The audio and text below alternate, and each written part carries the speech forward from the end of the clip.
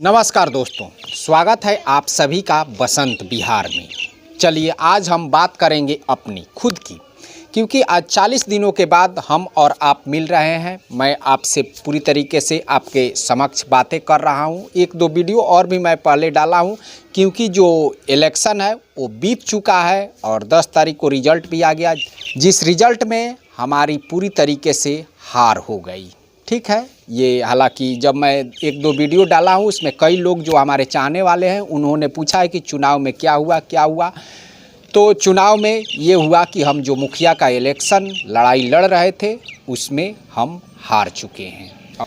जो पहले वाला मुखिया है वहीं फिर से लीड कर गए हैं और ये जो उसकी लीडिंग है ये चौथी बार की लीडिंग है। तो इस तरह से है ये खेल। देखिए, आज के दौर में जो इलेक्शन है वो पूरी तरीके से पैसे का गुलाम बन चुका है। जो जनता है वो भी पैसे की ही डिमांड करती है और जो इसमें पैसे वाले हैं उन्हीं के पास ये कुर्सी भी जाती है। कहने के लिए तो जो हमारा लोकतंत्र है, इसमें जो हमारा संविधान कहता है, इसमें कोई भी चुनाव लड़ सकता है।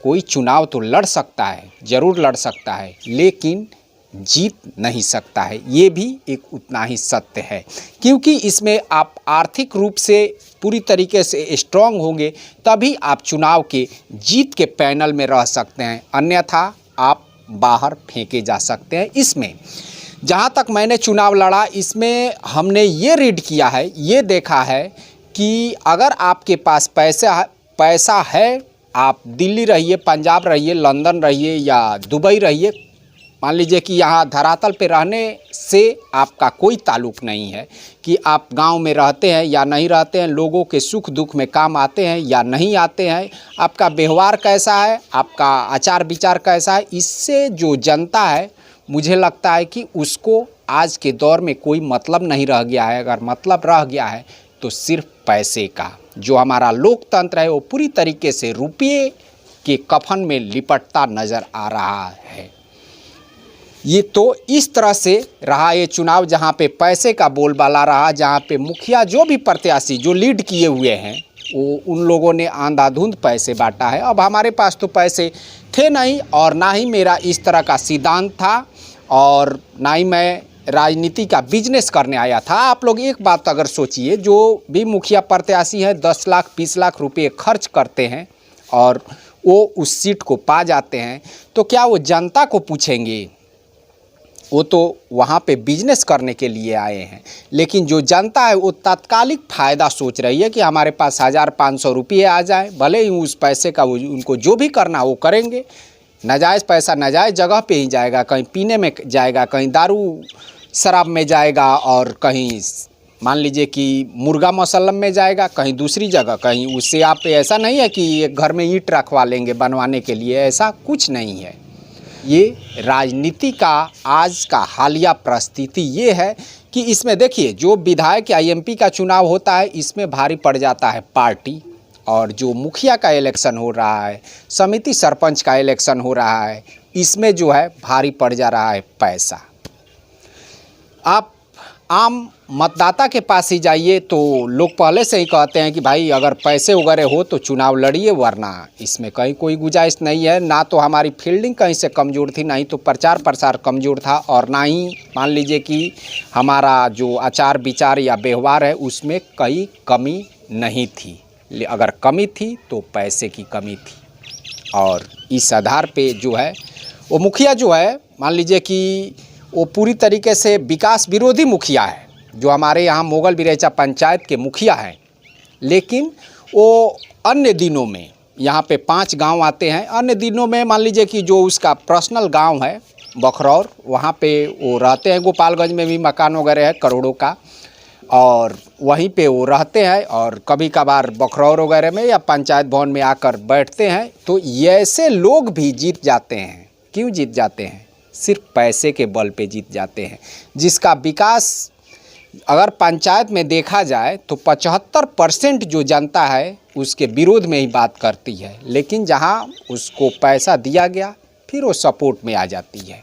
एक देखिए, इसमें मुखिया के इलेक्शन में आने का मेरा मकसद था कि अगर हम लीड करते हैं तो हम इस तरह का कुछ कार्य करेंगे ताकि लोगों को लग सके कि हाँ, ये ऐसा भी कोई मुखिया हुआ है, ये ऐसा भी इसने कामकाज किया है। एक मिसाल बनाने की जो हमारी कल्पना थी वो हम लेकर इस कल्पना को हम मैदान में उतरे थे, लेकिन शायद जनता ऐसा नहीं चाहती है। जनता को चाहिए 1000-2000 रुपया चाहिए, उसको तत्कालिक फ़ायदा चाहिए, भले ही वो फिर मुखिया के दरवाजे पे जाकर गिड़गिड़ाते रहे किसी काम के लिए, लेकिन उसको तत्कालिक फ़ायदा चाहिए ही चाहिए।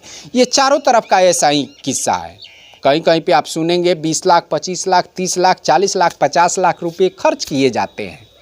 तो आखिर ये बिजनेस किया जाता है, सेवा के नाम पे बिजनेस किया जा रहा है। अगर आप लोग एक बात बता दीजिए कि अगर कोई भी कैंडिडेट आता है और वो आपसे विनती करता है, मिन्नतें करता है कि भाई हमें वोट दीजिएगा, पैसे देता है, तो क्या वो सेवा की भावना से आता है आपके पास या खुद की भावना से आता है? ये सोचने वाली बात है, ये समझने वाली बात है। अब जो भी मान लीजिए कि समझदार लोगों की परसेंटेज है वो बहुत कम होती जा रही है, जो तत्कालिक फ़ायदे वालों की जो परसेंटेज है वो फ़िलहाल बढ़ती जा रही है। और इसमें देखिए, एक ये भी देखा जाए तो इस तरह से मान लीजिए कि देखिए 500, 1000 रुपये, 2000 रुपये लोग ले लेते हैं और वोट दे देते हैं। ये एक जनप्रतिनिधि की फेल्यूर भी है, क्योंकि जनप्रतिनिधि जो है वो 5 साल में कुछ कर नहीं पाते हैं जनता के लिए।